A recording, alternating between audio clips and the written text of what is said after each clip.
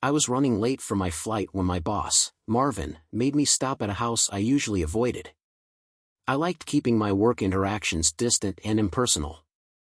Helen Harris answered the door.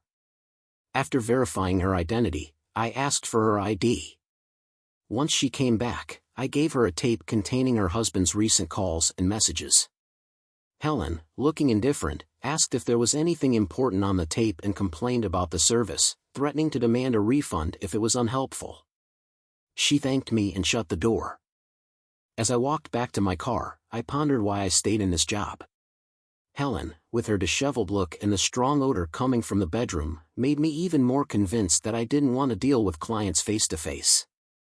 She seemed to be in her late 30s, wearing just a flimsy housecoat, and showing signs of recent infidelity. I heard a male voice from another room say, "Get her back in there," but it couldn't have been Helen's husband, who was in Detroit at an automotive convention. He was the subject of my investigation, given to me because Marvin insisted on keeping the case despite failures by previous agents. Helen seemed to suspect her husband of cheating, but she was doing the same. It made me wonder why they didn't just divorce and move on. It was clearly about money, a common theme in relationships that start with love and end in discord. My name is Doris Baxter. After years in this line of work, I had lost faith in love. While waiting at the airport, I reflected on this while checking in. Despite my attractive appearance and fit physique, which often drew men's attention, I had become disillusioned with relationships. On the plane, a man named Frank Compton moved to sit next to me. I quickly accessed his information on my laptop and showed him his own file, which surprised him. I made it clear I wasn't interested in small talk or making new friends and warned him to return to his original seat or face consequences with his wife. Frank complied and quickly moved back. I then reviewed a picture of Mark Harris, who, at 28, was significantly younger than his wife. Initially, I thought he was good-looking, but as I read his file, I realized that my assumptions about his infidelity were likely influenced by Helen's suspicions. Looking at the file, I saw a young, attractive man married to an older, less appealing woman. Initially, I thought he married her for her money, but further investigation revealed she had no income and didn't work. The idea of a child was ruled out as they had none. The case grew more intriguing. Hours later, as the plane descended, I couldn't shake the image of him from my mind. He was handsome and only a few months older than me, yet married to a woman 10 years his senior. I checked into the Westin Hotel in Detroit, part of the Renaissance Center, close to Cobo Hall where the convention was being held. The hotel was nice but forgettable, and I rarely stayed in one place long enough to care about details. I called the office in Chicago to update them. Carla, Marvin's wife, answered. She mentioned that Daryl would assist me since Carl, our office manager, was preoccupied with his wife's impending labor. Carla laughed off my concern, noting that every case had its oddities. After hanging up, I dressed in a conservative tan skirt suit that accentuated my curves and highlighted my honey blonde hair. The silk blouse had gaps that revealed my lace bra. If noticed, I grabbed my laptop and headed to Cobo Hall, blending in as a distributor or buyer to observe Mr. Harris. My laptop and cell phone were equipped with powerful digital cameras to capture any misconduct. As I walked through the automotive components display, I pretended to be interested, but I was baffled by the obsession with replacing perfectly functional exhaust systems with louder, similar-looking ones. While contemplating this, I spotted Mark Harris, who looked even better in person than in his photos. His appearance and effortless movement, unlike the often disappointing reality of photographs, impressed me. He was more muscular and graceful than expected, navigating the crowd with ease and frequently stopping to engage with various displays. Following him was challenging. He moved quickly and skillfully through the crowd, making it hard to keep up. Despite being nearly caught several times, I managed to track him as he interacted with different booths and took notes on items of interest. One moment that really startled me was when Mark Harris suddenly turned around and headed back to a booth, moving so swiftly that I braced for a collision. Remarkably, he avoided me entirely and offered a polite apology, flashing a shy but charming smile. At that moment, I realized that my professional detachment was slipping. Despite trying to act disinterested, I was drawn to him, and I noticed that many women were trying to get his attention. However, his lack of interest in them suggested he might be in a serious relationship. I considered 3 possibilities: he was gay, too focused on work, or in love. Discarding the first, I focused on the latter too, with the possibility of a serious relationship seeming the most lucrative. If he was indeed in a relationship, I could gather evidence for his wife and potentially earn more. Now that I was on the case, I was determined to find out more about Mark that afternoon. Despite missing Helen, I realized how much I loved automotive trade shows. The only thing that could make it better would be if Helen joined me. I remembered how she used to come to shows early in our marriage, and I still admired her, especially her figure. As usual, I was excited but had to balance my focus. On one hand, there were vendors I wanted to work with for my company. On the other, I had a list of modifications for my Mustang. I also had meetings with business contacts and fellow road warriors, keeping interactions friendly but professional. I avoided the display girls, valuing my marriage too much. At 28, I felt like an old soul committed to staying faithful. I still love my 2006 Mustang GT, even though I disliked the 2010 changes. I had upgraded my tail lights to sequential ones which. I enjoyed my approach to women mirroring my views on cars. Why bother with someone new when I had a perfectly good partner in Helen? While walking around the trade show, I almost collided with a striking woman with honey blonde hair. I awkwardly maneuvered around her and apologized, but she seemed unimpressed. I hoped I wouldn't have to do business with her company given my poor first impression. After a few hours, I took a break at the food court and got the last available table. Soon, the woman I'd nearly bumped into asked if she could join me, and I agreed. She was pretty but didn't seem to use her looks to her advantage. Before we could talk, 2 display girls I'd seen earlier plopped down at our table without asking. They ignored my table-mate and focused on me, but I made it clear I wasn't interested. When they didn't take the hint, I excused myself, saying I needed to call my wife, and left them to their conversation. As I sat down near Mark, I hoped to use a bit of flirtation to get him to engage, aiming to wrap up the case quickly. However, Mark didn't initiate any conversation and focused on his product brochures, which was a blow to my ego. 2 display models then approached, sat down, and blocked me out of the conversation. I started recording their interaction with my laptop's camera. I was pretty sure these 2 would get some kind of reaction from him, but despite their efforts, Mark's responses were brief and unwelcoming. He made it clear with hand gestures highlighting his wedding band that he wasn't interested. Nevertheless, the women persisted, possibly targeting married men who might be less likely to cause a scene. Eventually, Mark got frustrated, stood up, and said he needed to call his wife before leaving. The models then finally noticed me and asked if we knew each other. After I explained that we were just sharing a table, the brunette mentioned her interest in Mark. She noted that while many men at these events act unprofessionally, Mark was different. He was consistently respectful and well-regarded among vendors, and his professional behavior stood out. She admired his faithfulness to his wife, seeing it as a positive sign of his commitment. The brunette expressed confidence in her ability to attract any man, including Mark, and was determined to pursue him. Her cold demeanor suggested she saw me as a potential rival or at least felt the need to assert her dominance. The blonde chimed in, claiming she intended to have a fling with Mark before the convention ended, leaving the brunette to do as she pleased afterward. For some reason, I was beginning to get angry.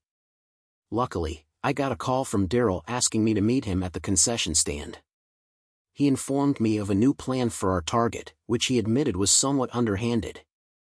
Daryl, who was a close friend and highly skilled, had proceeded without my approval, citing our lack of progress over the past 3 weeks. I reminded him that I was supposed to be in charge, though I knew from experience that Daryl's strong emotional involvement sometimes affected his judgment.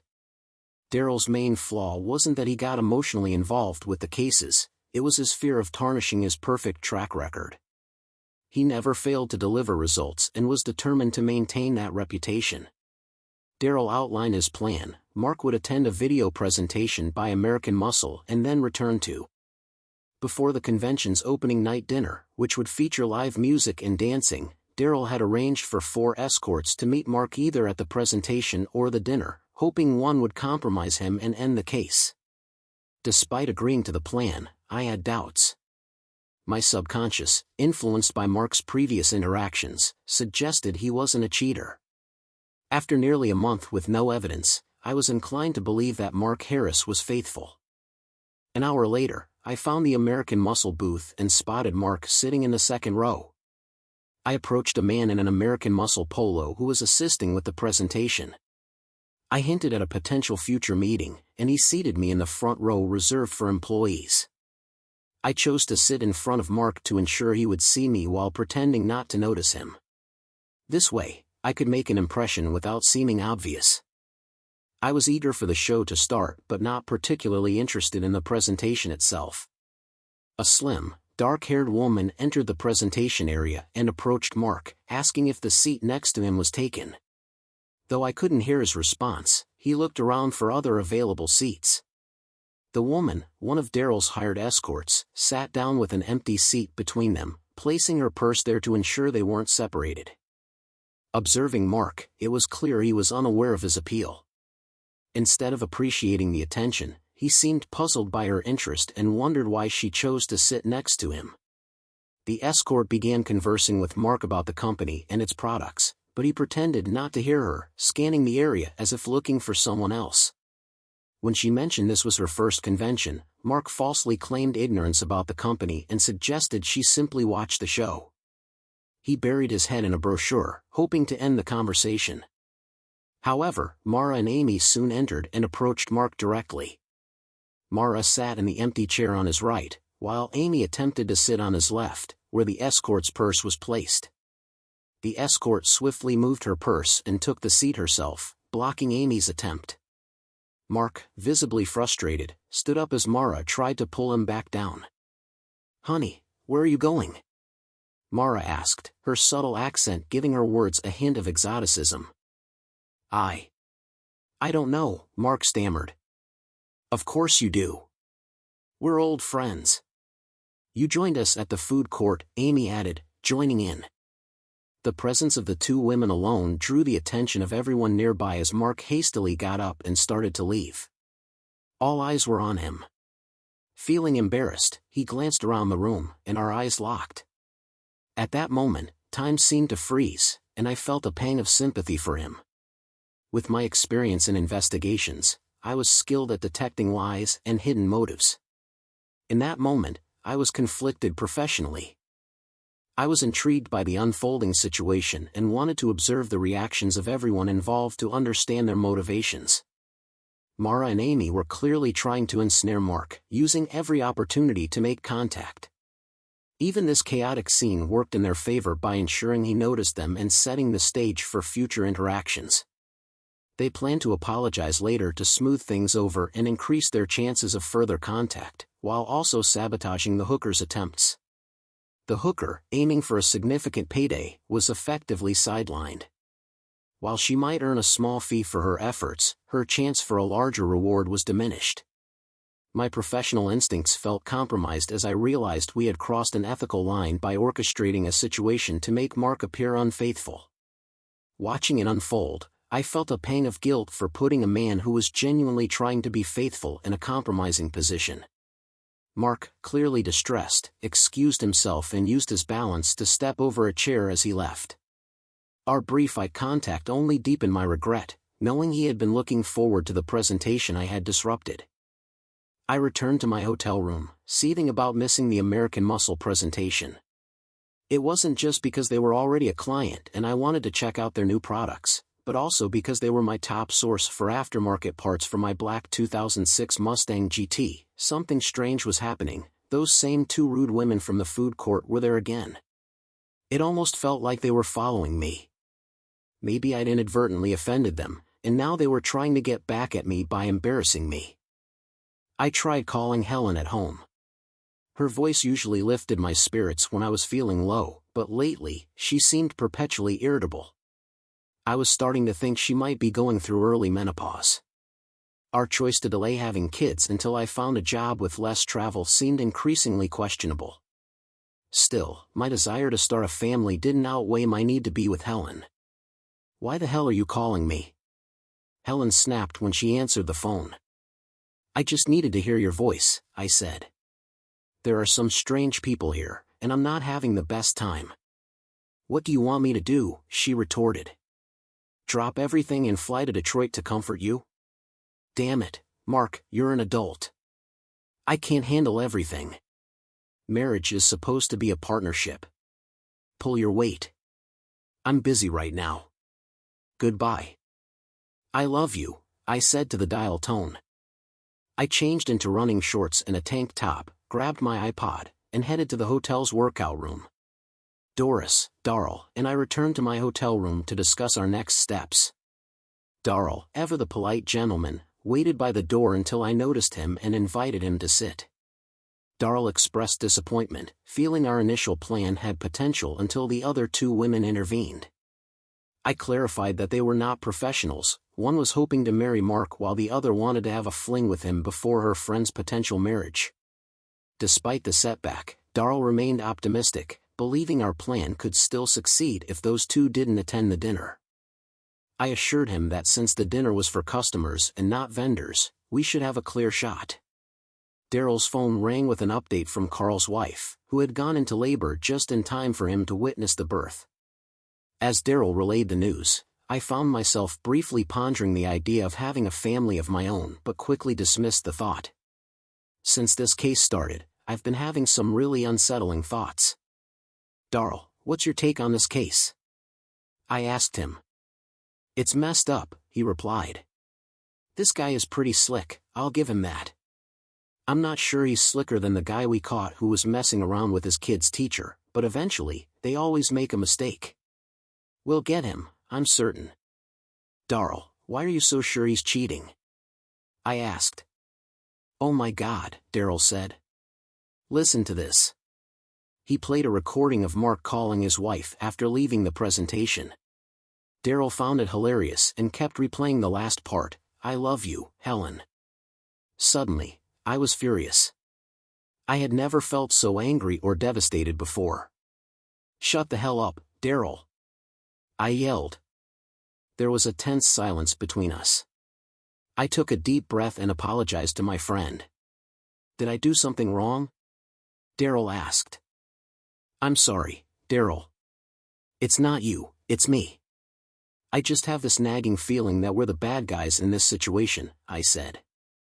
"What do you mean?" he asked. "Doris, we're not the heroes or the villains here. Our job is just to observe and gather evidence. The targets are judged based on their actions alone. They'd still be guilty even if we weren't involved. What we do helps resolve tough situations." I'd heard that damn speech from Marvin more times than I could count. "Darrell, what if the reason we haven't found any evidence on this guy is because he isn't cheating?" I asked. "You said we only observe.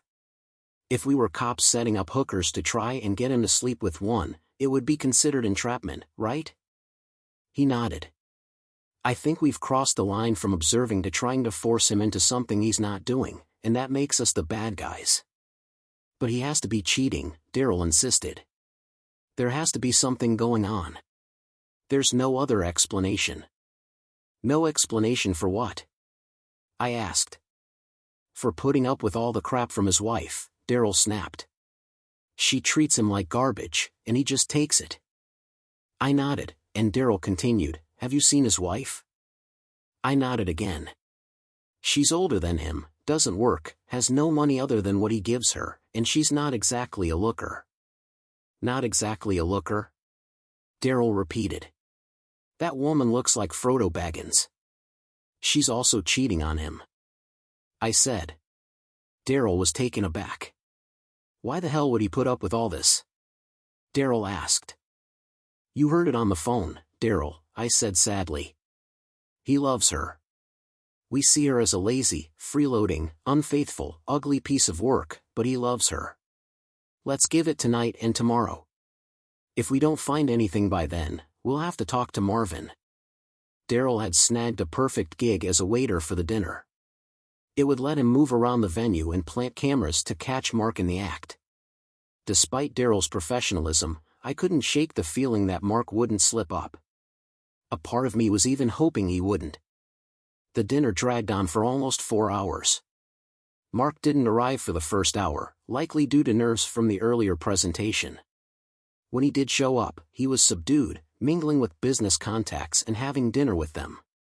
It was evident that Mark's enthusiasm had faded, possibly due to missing the presentation or his wife's behavior. None of the 3 escorts managed to catch his attention.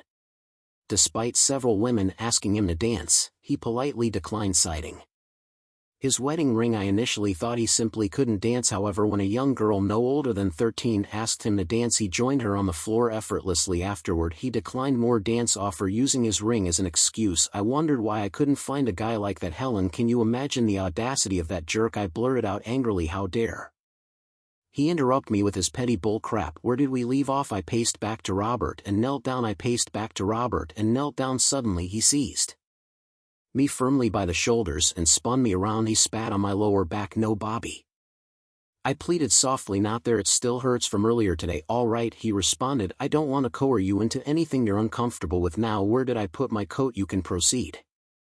I murmured faintly. What was that? He demanded, raising his voice. I said you can do it in my A. I replied. Nope, he said. I think I'll be leaving now. It doesn't sound like you really want me to do it, Bobby. I'm begging you. I said. Please do it. You can do it any time you want. This part of my body belongs to you. Truthfully, I hated it. After a few minutes the pain went away and I started to enjoy it. However, he soon pulled out and did it in my face, a sight he enjoyed. I knew better than to try to wipe it off. He liked to see me covered in his fluid and had even taken pictures of me in that state. Afterward he added a humiliating touch by spitting on me. When Robert headed to the bathroom he returned with a new idea. He smiled as he relieved himself on me, increasing my humiliation. I silently resolved to clean up before Mark came home. Once Robert finished I had to crawl after him on my knees and doing BJ, trying to ignore my revulsion as he relished the ACT. Your wife doesn't do this for you, does she, baby? I said I'd never let her, he said roughly, because I love her and she's not a hoe. I took a moment to gather my thoughts. Robert, we need to talk, I said, struggling to find the right words.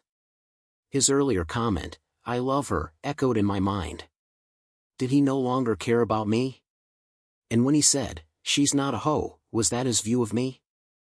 Bobby, I'm pregnant, I said, hoping to gauge his reaction. Why are you telling me this? He shot back. Are you saying we can't hook up anymore because you and your husband are expecting a baby? Fine, let this be our last time. Honestly, it hasn't been much fun lately anyway. To be frank, Helen, you're getting a bit old for this. It's time you used your head instead of just your body. Having a kid will surely make your husband happy. Robert, it's not his baby. It's yours, I screamed. Don't be ridiculous, you stupid hoe, he yelled. There's no way I'm getting tied to you. You need to handle this pregnancy today. I'm not going to jeopardize my marriage for a fling with an old woman. Deal with it and don't contact me until it's sorted. He stormed out of my house, snatching his clothes in a hurry. I was left sitting on the floor, stunned. It felt like an eternity before I heard a voice. Hello, is anyone there? A matronly Hispanic woman stood in my living room. Seeing me on the floor, she rushed over. Mrs. Harris, she asked, and I nodded numbly. She carefully stepped around a puddle of urine on the hardwood floor. Are you all right? She asked. I shook my head, feeling like things would never be okay again. I've messed up so badly, I admitted. I spent the next few minutes pouring out my troubles.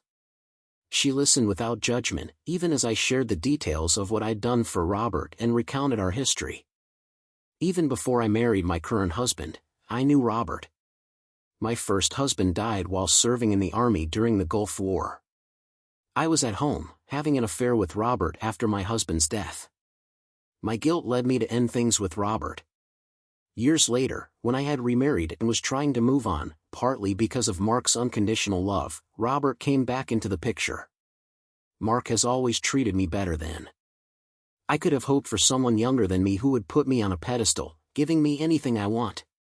but I have some deep-seated issues. As nice as it is to be adored and elevated, sometimes I just need to be brought down and grounded. I thought Robert loved me too. I had imagined a future where we both got divorced and moved in together to raise our baby. Now I see that's not going to happen, and it leaves me in a terrible situation. Maybe your husband won't find out the baby isn't his, she suggested. Mark has a very rare blood type. I said that every time we visit the hospital, they urge him to donate. Sooner or later, the truth will come out. She shook her head. The ironic thing is that I genuinely love being married to Mark, I confessed. I appreciate how caring he is and how he loves me unconditionally. I also enjoy the way younger women throw themselves at him, knowing they don't stand a chance. Robert was never meant to replace Mark, he was supposed to be an addition. I guess I wanted to have my loving husband and an extra wicked thrill on the side. I told her that when I found out I was pregnant, I was sure the baby was Robert's. I really wished it was Mark's instead. Mark would have made an amazing father, but the timing was all wrong. I started treating Mark poorly because, despite his love for me, I knew he wouldn't tolerate this situation. Mark is the kindest, most laid-back guy, but he won't share either his woman or his car with anyone. I began planning my divorce weeks ago. Robert claimed Mark was likely cheating on me while he was traveling, so I hired an agency to tail him. My lawyer warned me that if we divorce, especially with the baby not being Mark's but conceived during our marriage, I might not fare well. The woman simply looked at me and shook her head.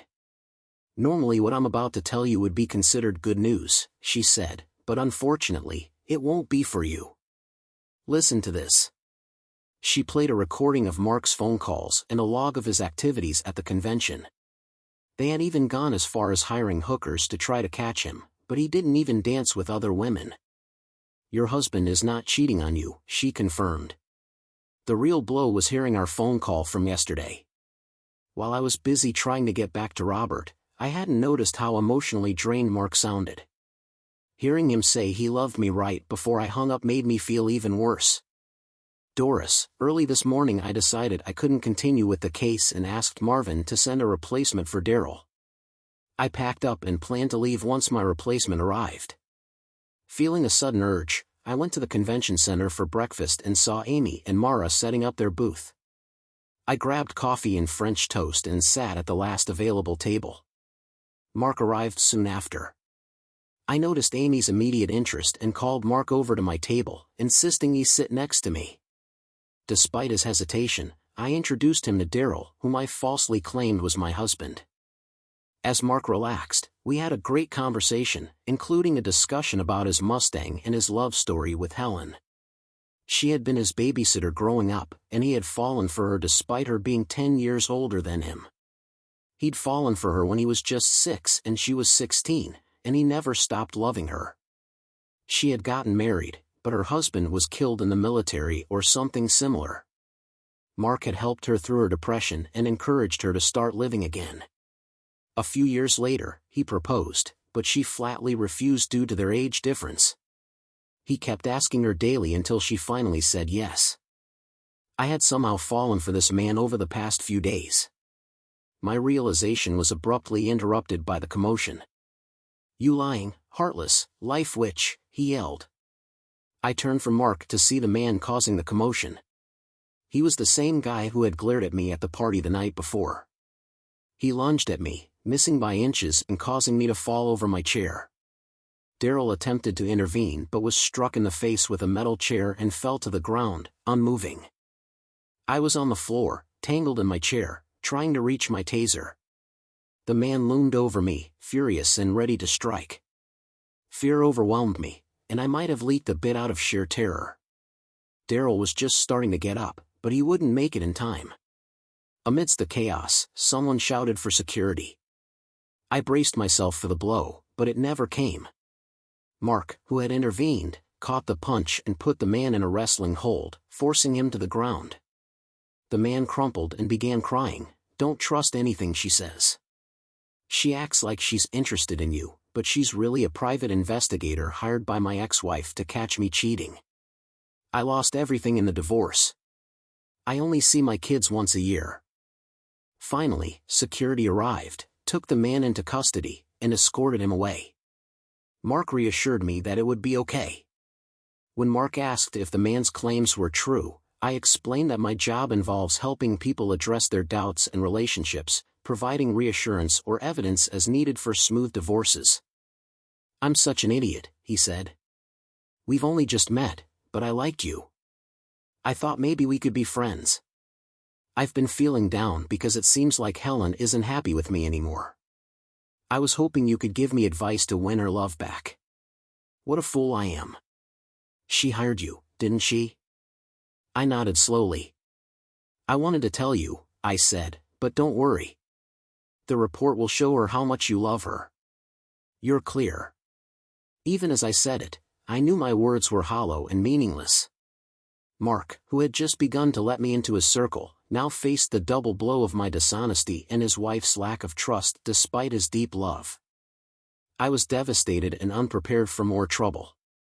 When Amy confronted me with her usual arrogance, I lost my patience and punched her, causing her to stagger and clutch her swelling mouth. I then tried to wake Daryl, who was groggy and complaining about a sore neck, and took him to the emergency room. After discovering at breakfast that Doris wasn't a friend, I caught the first flight home. I realized Helen had been distant due to mistrust, likely fueled by someone suggesting I was cheating. I needed to prove my faithfulness and reassure her of my deep, long-standing love. Upon picking up my black Mustang at the airport, I rushed home. The house felt unsettling. As I approached the door, my neighbor, Ricky Ricardo, called out with his thick Cuban accent, but his wife, Lucy, informed me that Helen was at the hospital. I drove to the hospital and waited over an hour while Helen was treated. I filled out medical forms and explained the situation to the staff before seeing her sitting by her hospital bed. I felt overwhelming guilt and questioned whether her current condition was linked to her suspicions about me. When Helen regained consciousness, she revealed her deep love for me but also her concerns. She had heard from a friend that I might be unfaithful, which worried. Given our age difference, ironically, the only woman I had noticed was the investigator she hired. Helen had engaged private investigators to check on me, driven by her love and determination to fight for our relationship. However, she was also hiding a serious issue. She had been raped weeks earlier and felt immense shame, leading to her withdrawal and depression. On top of that, she discovered she was pregnant with another man's child, which made her feel trapped, especially since we had delayed starting our own family. Overwhelmed, she had decided to end her life. Processing this, I embraced her, assuring her that nothing would tear us apart and expressing my deep love. We both cried until a nurse informed me that I needed to go home and could return the next day. The nurse also mentioned that Helen would be staying in the hospital for a while. She would need to be under observation for 72 hours and then evaluated by a therapist before she could be discharged. When I got home, I sat down on the couch, overwhelmed by everything that was happening. There was a knock at the door. I answered it to find Lucy Ricardo again. She handed me a sealed envelope addressed to me and explained that a woman had come to her door and instructed her to give me the envelope. I thanked Lucy and went back inside. Lucy seemed reluctant to leave, driven by her curiosity and inclination to get involved. Once alone in my living room, I opened the envelope and was stunned by what I found. The envelope contained a note written in crayon, making it impossible to identify the handwriting. The note read, "Don't be a fool. She's cheating on you. It's his baby. She's lying." Along with the note were a couple of disturbing photos. One was a close-up of Helen's face smeared with dried white fluid, particularly around her mouth. The other photo showed Helen with an older man, whom I didn't recognize, being intimate on our sofa. The man was standing behind her, and her expression suggested she was enjoying it. There was also an audio tape where Helen confessed everything to another woman. On its own, I might have dismissed the note. The photos could have been fake. But hearing Helen's voice on the tape, along with the note and pictures, was enough to devastate me. I spent the night huddled on the couch. At one point, I realized I was lying on the same couch where Helen had been with that man, and I almost lost my lunch. I'd always believed I'd love Helen forever, Deep down, I still did, but I couldn't reconcile the way she'd treated me. I had proof she cheated, yet she didn't trust me enough to believe I was faithful. What hurt the most was how she had looked me in the eye and lied about everything. I wasn't even sure if her suicide attempt was real or just a ploy to gain my sympathy while she spun her lies. The next morning, I requested personal time off from work. Instead of confronting Helen with the evidence and demanding details about the affair, I chose to distance myself. I was deeply hurt and needed to clear my head, so I decided to escape my troubles by signing up for a racing camp to try something new. Although I didn't need to improve my driving skills, I wanted a change of pace from the road. I called my lawyer to begin preparing divorce papers. It seemed contradictory that someone who deeply loved his partner could suddenly want nothing to do with her, but being deceived and feeling undervalued made it plausible. I still had strong feelings for Helen but doubted her love for me. I explained the situation to my lawyer, including the evidence, and played part of the tape. He sympathized and agreed to handle the case. The camp was in Arizona, so I had plenty of time to think during the drive. Just before dark, my cell phone rang. I expected it to be my lawyer, but it was Helen. It seemed this was the first time she'd been allowed to use the phone. She said she'd been worried all day. "Where have you been, honey?" she asked. "Helen, you might be confusing me with Robert," I said coldly. "I think you dialed the wrong number. This isn't your honey, it's just your clueless husband who's loved you since he could barely walk." She fell silent, and I could hear her breathing, but she didn't respond. "I've learned a lot about people over the past few days, Helen. Maybe I was too trusting or just plain naive, but that's all done now," I said. "Please don't call me again. I've already told my lawyer how I want to handle the divorce. You have until the end of the week to take everything you want from the house. After that, I'm putting it up for sale. Mark, please." "I know I messed up," she said. "We need to talk this out. I think I'm having a midlife crisis or something. I'll get therapy. We don't have to end things like this. We can work through it. I'll never see Robert again. I'll put the baby up for adoption or do whatever you want. Please don't leave me, Mark. You love me."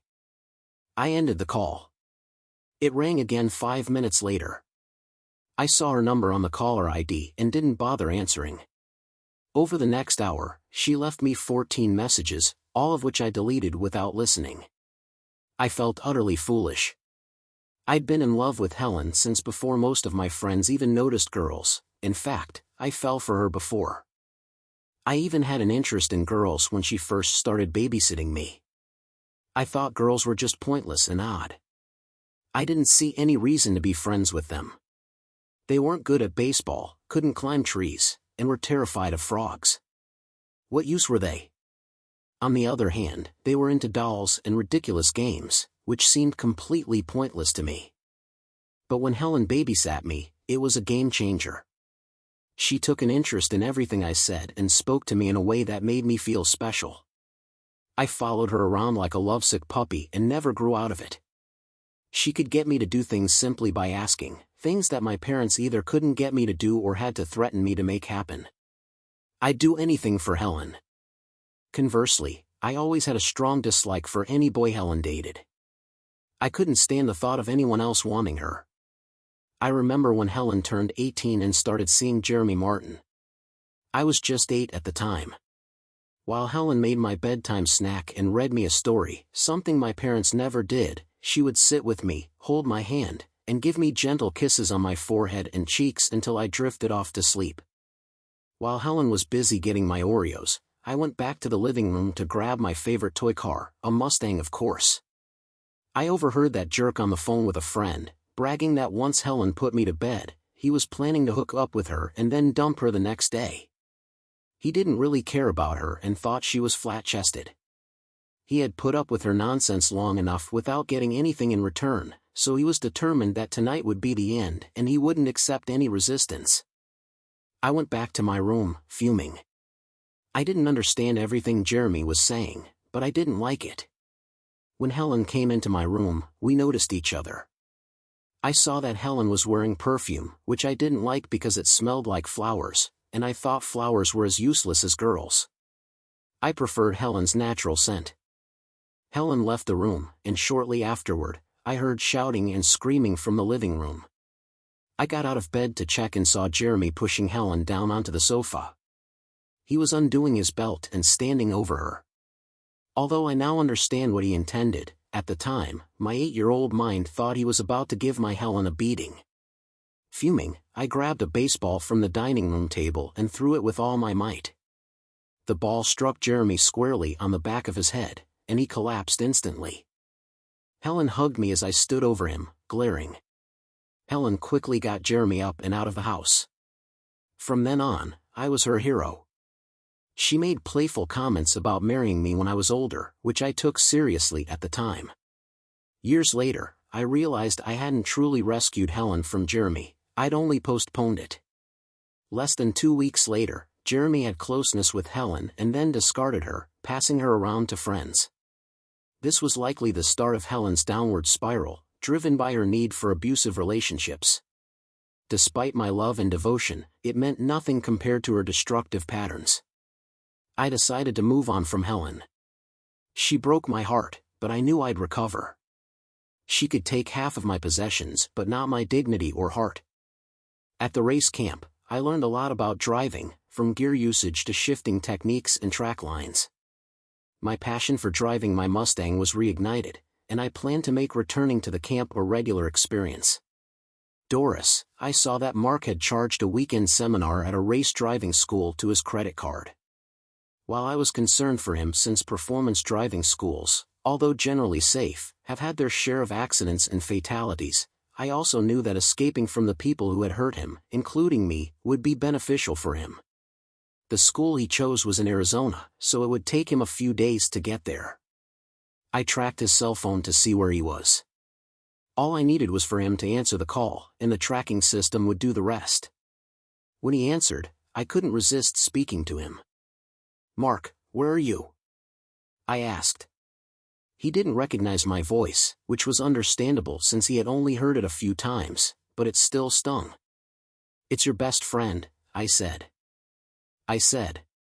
Before hanging up. The next day, when Mark arrived at the track, I saw him drive into the parking lot and check in. I was working as an assistant cook at the only restaurant on the premises. It was the perfect temporary job, giving me access to all areas of the grounds. Mark would probably visit the restaurant at least twice a day, if not more, and he wouldn't see me since I'd be working in the back of the kitchen. I wore a brunette wig and large glasses, and I still had men hitting on me. I almost lost the job the first time Mark came into the restaurant. Brandy, the waitress, attached herself to Mark before he even sat down. She was all over him, rubbing his arm as she helped him to his seat and accidentally brushing her chest against his shoulder as she handed him a menu. She even leaned over him, putting her rear right in his face to give him a knife and fork, despite already having silverware wrapped in napkins in her apron's pocket. When Brandy returned to the kitchen, she had a smug grin on her face. "I'm going to have a great time with this one," she said. "Maybe I'll marry him and have his babies." I used to like Brandy, but after that encounter, she came very close to getting tossed and choked. That morning, on the other hand, had a good laugh when she left a note with her phone number on Mark's table and later returned to find it still there. That afternoon, as I watched him drive, I found myself gripping the bench tightly every time he took a sharp turn at high speed. It became clear to me that I had a serious issue. My initial reason for tailing Mark was to make amends for the disruption my investigation had caused in his life. When I first entered his life, Mark was a genuinely happy and kind person who loved his wife and believed she loved him too. I had played a part in stripping that away from him. Even though he still had a good job and a decent life, I wanted him to find someone who could replace the love that I had helped destroy. This made me wonder why I didn't want him to end up with Brandy. I convinced myself that I needed to evaluate her first. I also told myself I needed to handle his divorce properly. I wasn't going to let that old woman take him for everything he had. I have to give Marvin a lot of credit. He could have just fired me, but instead, he let me work on my own schedule. I could be involved in cases while still managing my babysitting job, which was how he described keeping an eye on Mark. This arrangement would benefit Marvin in the long run, but that's a story for another time. Over the years, I developed relationships with many local lawyers. We often referred clients to each other. Lawyers would send clients to a private investigator for divorce evidence and vice versa, so it was no surprise to me when I realized I knew Mark's attorney. Mark was giving that worn-out, hobbit-looking witch far more than she deserved just to get rid of her, while she was fighting desperately to stop or delay the divorce. I have to admit that my actions were just as underhanded as hers, but I was determined to protect Mark from her. I had Carla call her repeatedly, offering advice that, while it seemed helpful, was actually working against her. When Carla spoke with her and she confessed how much she missed Mark and would do anything to have him back, we made sure to destroy that recording. When she mentioned that she wanted to get back with him because she didn't want to get a job, which she found undesirable, I made sure that conversation was recorded and given to Mark's lawyer. In an ideal world, everyone would be honest and straightforward, but let's be honest, such a world would be incredibly dull, wouldn't it? I happened to know a clerk at the courthouse who frequently met with the wife of one of his close friends. I also had photos of these meetings. In return for those photos, he assigned Mark and Helen's divorce case to a judge notorious for his disdain for cheaters. This judge was known for disregarding sentencing guidelines in cases where deceit and infidelity were extreme. He had once been wronged by a woman himself. So when Mark went to court, he was prepared to lose half of his assets but was stunned when he found out otherwise. An anonymous source had left a file on the judge's desk detailing how Helen had hired our agency to spy on Mark while she was cheating on him. The file also included information on how some operatives tried to trick Mr. Harris into infidelity at Mrs. Harris's request. Additionally, the selectively edited conversation with Carla and the original file I sent to Mark were included. I think Mark might have spotted me in the back of the courtroom, disguised in the same way I was in the restaurant, but I'm not certain he recognized me. The judge was furious. His anger led him to grant the divorce and award Mark an unprecedented 80-20 split with no alimony or child support, since the baby wasn't. His name was Helen. She had a breakdown in the courtroom and, in the days that followed, desperately tried to contact Mark, leading him to secure a restraining order. Her behavior escalated to the point where she had to be institutionalized. Still on Mark's healthcare plan, he visited her a few times. During one visit, he attended a therapy session from the back of the room and, in a brief conversation, advised her to move on and return to Robert. He offered financial help but emphasized he wanted to move on with his life and thanked her for their past happiness. Mark had no intention of seeing her again but was called back the next day. Helen, whose room had barred windows, had broken one of them a few hours after Mark's visit. Helen placed her neck on the windowsill and called for an orderly. When he entered, she calmly said, "There's a note on the desk," and then, with a smile, said goodbye before taking her own life. Helen struck the rod holding the window, causing it to slam shut on her throat. It was a tragic end for someone so troubled. I can't say I was saddened. Given how she treated the man who loved her, she got what she deserved. Mark never saw the note Helen left. I destroyed it immediately after receiving it and paid the orderly $300. The note read, "Mark, I can't live knowing you no longer love me. I'm leaving for a better place, hoping you'll join me soon so we can be together forever. Love, your Helen." Helen was delusional to think I'd let Mark see such a letter. She was trying to guilt-trip him, hoping he'd follow her lead, which I couldn't allow. 6 months later, Mark started seeing Brandy, and they became intimate. He visited Arizona every weekend when he was in town. Brandy was with him, but otherwise, she was free to sleep with others. Mark later received a file from his best friend containing photos of Brandy with several men on the new bed he had bought for her trailer. Mark showed Brandy the photos during his next visit to Arizona. She begged for another chance, but he told her he'd talk to her later and never returned. Mark dated other women intermittently but didn't seem happy. I was surprised when he dated Mara from the convention, but it didn't last. Mark fell into a depression, and there was nothing I could do to help him. Last night, as I was heading out of the office, a large black man stepped in front of me.